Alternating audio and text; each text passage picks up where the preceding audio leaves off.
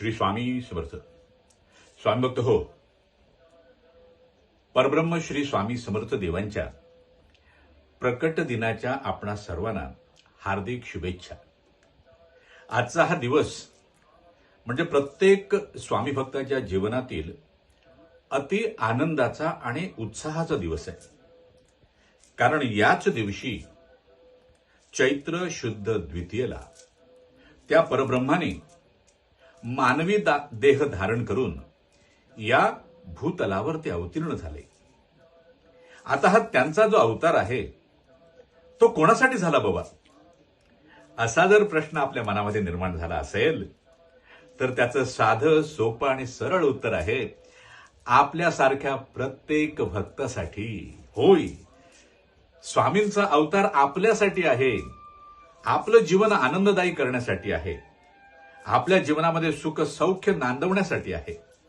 आणि आपल्या मनुष्य जीवनाचं सार्थक करण्यासाठी स्वामी देवांचा हा अवतार आहे. म्हणून आपण काय करावं? आजच्या दिवशी आपण जी काही पूजा अर्चा करणार आहात ती आपण करा, आपापल्या पद्धतीने करा. मात्र त्यांचं नाम घ्यायला चुकू नका. त्यांचं नाम घ्यायला विसरू नका. श्री स्वामी समर्थ असं त्यांचं नाम. आज आपण एक वेळ जरी त्यांचं नाम घेतलं, आपल्या मुखातून एक वेळ जरी श्री स्वामी समर्थ नामाचा उच्चार झाला तर वर्षभरामध्ये 1000 वेळा जरी आपण स्वामी नाम घेतलं तरी आजच्या दिवशी एक वेळ श्री स्वामी समर्थ म्हटल्याचं महत्व, प्रभाव वर्षभर 1000 वेळा श्री स्वामी समर्थ म्हटल्यासारखं आहे. म्हणून आजच्या दिवशी आपण जेवढं जास्तीत जास्त श्री स्वामी समर्थ नाम घेता येईल तेवढं घ्या. म्हणजे आपल्यासाठी पुण्याईचं गाठड स्वामीदेव बांधतील. आपल्यावर ते पूर्ण कृपादृष्टी करतील. आपलं जीवन आनंददायी करतील.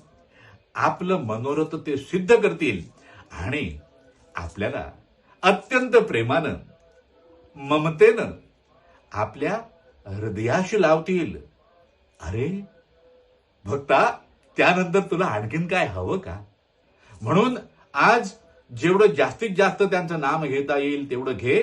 आणि आतापासूनच सुरू कर. चल म्हण, श्री स्वामी समर्थ, श्री स्वामी समर्थ, श्री स्वामी समर्थ.